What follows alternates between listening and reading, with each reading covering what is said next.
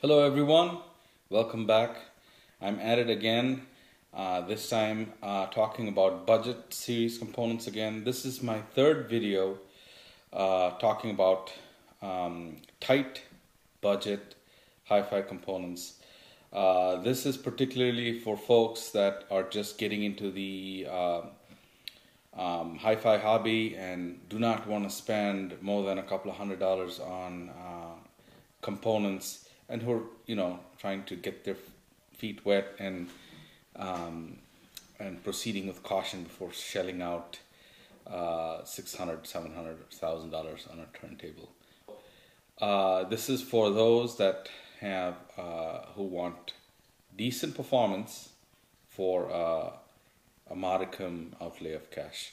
So here we're talking about the Orbit U-turn Orbit Basic turntable. This is completely handcrafted in the USA. $200, $199, free shipping, 3-year warranty, and free return, 30-day return policy.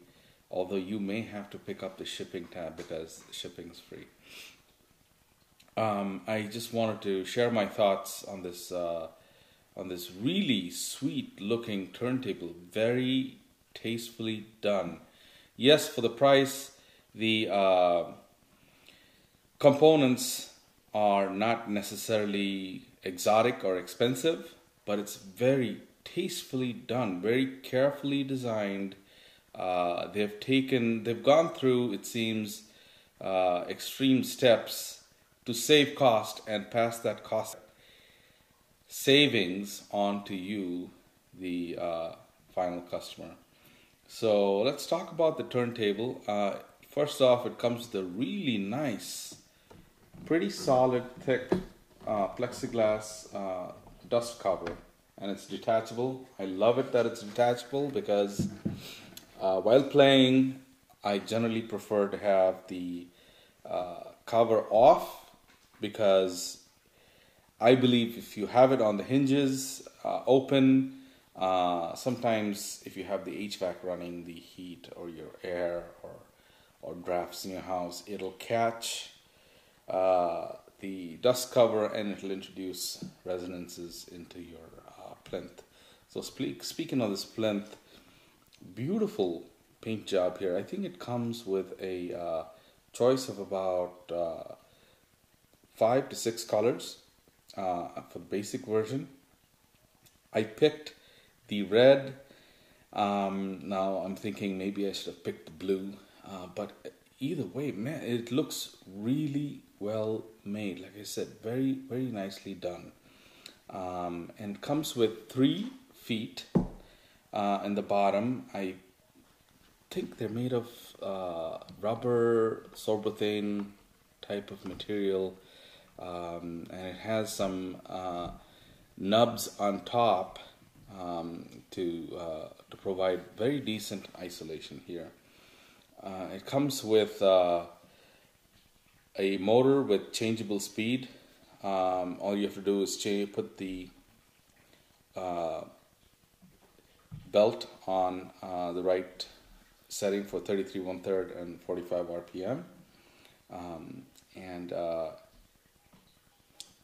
comes with a decent felt mat, and the platter here is made out of MDF. That's what the basic starts off with. This is a modular turntable. They offer you in steps. You can build this all the way from $200 to they top off at about $480, and again, all made in the USA. Very well executed in my opinion. So basic comes with an MDF platter, and below you have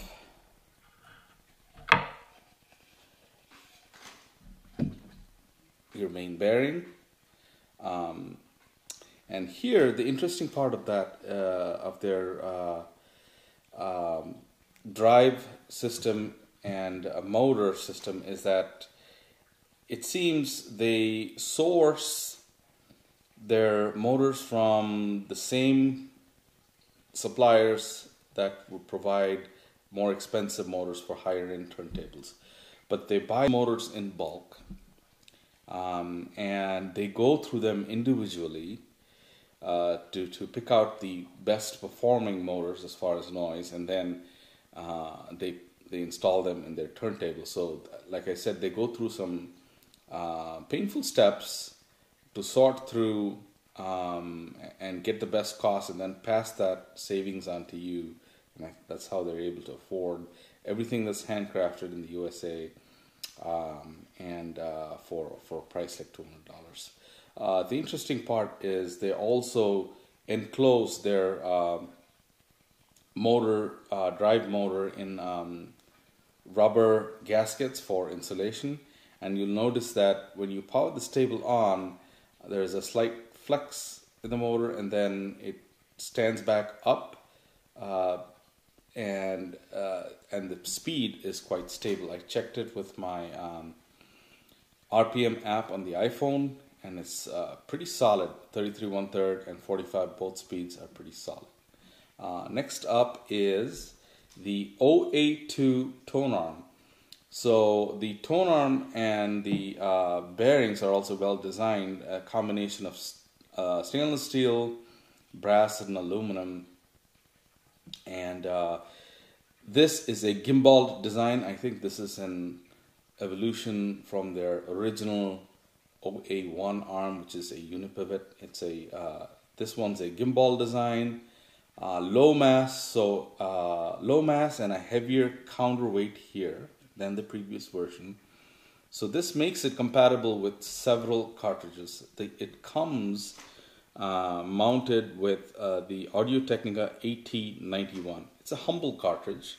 I believe it is a conical stylus and a very respectable cartridge. And you don't have to do anything but plug this into your receiver if it has a phono input, or you can buy one with a phono with the U-Turn Pluto 2 phono built in for $70, or if you want, you can get one standalone for $100. So that's a very cool feature. And at the back of the unit,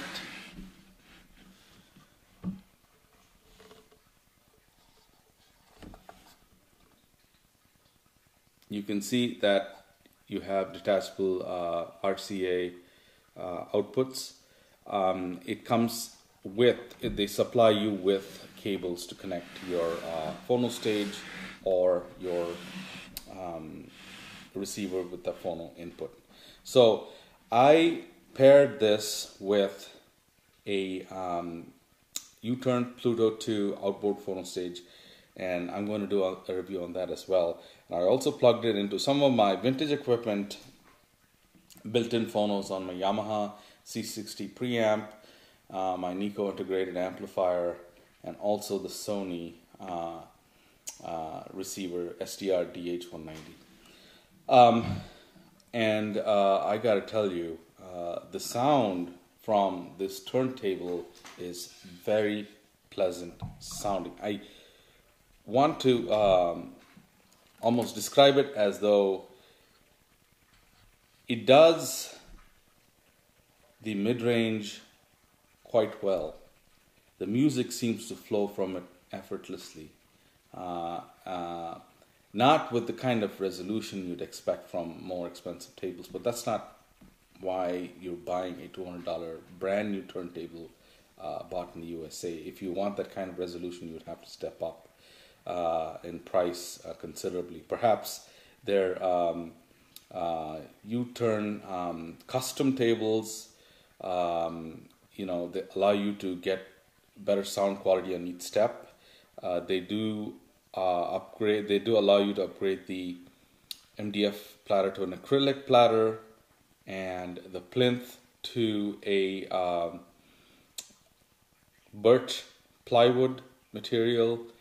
And they also have a choice of cartridges ranging from an ortophon to a grado to a even higher level of ortophon, like the 2M red, I believe. So let's talk a little bit about the performance of this table and its sonic virtues, if you want to call it that. It's a very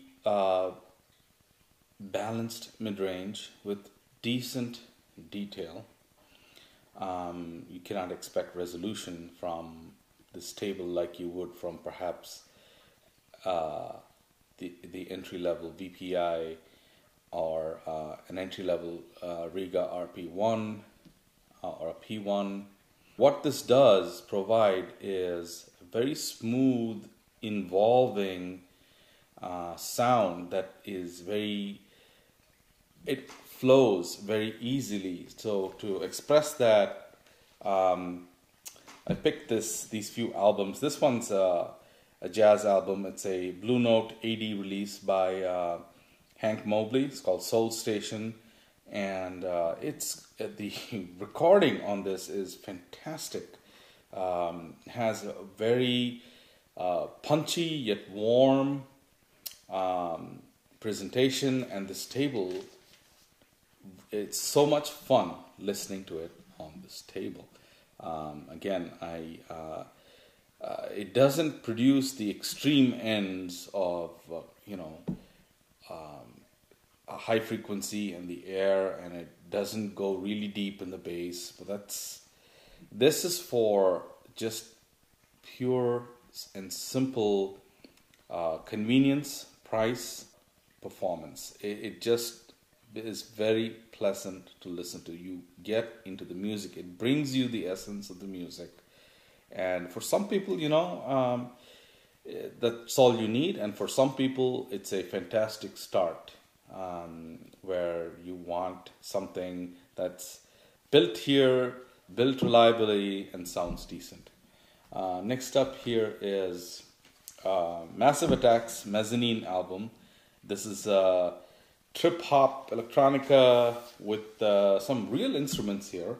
I picked this one because I like the track Teardrop, and her vocals, the vocalist, I think her name is Elizabeth Fraser, but I'd have to look that up. But her vocals sound really good on this table, and so does the rhythm and timing that comes out from this song. It's an infection. It gets you bobbing and weaving, and you really enjoy the music. Now this record has a lot of deep bass. This will not plumb the depths of an album like this, but it will not deter the enjoyment of listening to music on a record player. It is different listening to music from a $200 record player versus a $200 CD player. It is different. The music is engaging, it's open, it's easy flowing, it's very, very enjoyable. Last up, let's talk about Bill Frisell. This is also a newer Blue Note release. It's called Valentine. It's a 4 LP set, and there's on side B there is the song that says "Winter always turns to spring," and boy, his guitar sounds so golden and sweet on this table, and the drumming impact and the treble can be a little hot if you pair this with bright sounding speakers. But if you have tone controls and just turn that treble down a notch, it becomes very pleasant to listen to. And that's where I think upgrading the cartridge, although it's a very respectable cartridge, it's a conical stylus. And stepping up in the range to their grado or perhaps the ortophon would probably bring significant improvements in sound. So in conclusion, guys, I did not expect much when I got this table for my setup upstairs. I was pleasantly surprised by the fit and finish and even the performance of this table. I'm now curious as to how their higher line tables would perform sonically. Like I said, again, visually it's very beautiful. For $200, it's, I think, this reminds me of when I first started getting into, when I bought my first record player. I had some hand-me-downs, and then when they broke down, I went and got myself a brand new Sony automatic turntable. I can't remember the model. This was very long ago, back when we had stores like Circuit City. I don't know if you guys, some of you guys might remember that. It's a chain store like Best Buy. Circuit City used to be around. And I spent about $250 on an automatic turntable that I immediately replaced after listening to it for a few months. I found the sound uninvolving, and I quickly moved on to a music hall turntable. But if this were available back then, man, I would have been so happy. Again, guys, I have a range of experiences from budget turntables to mid-high end turntables to the top of the line Rega P10 as well. So I've seen the spectrum, I've owned the spectrum, and if this were available for me when I was starting up, I would be so happy with the sound of this turntable. It's a perfect stepping stone into the world of hi-fi. So thanks once again. I hope you liked this video. Please subscribe. There are more budget series videos I plan to make and bring some options into for the people that are just getting into hi-fi and that do not want to spend too much money and yet absolutely enjoy the music. Thank you very much. Have a good day.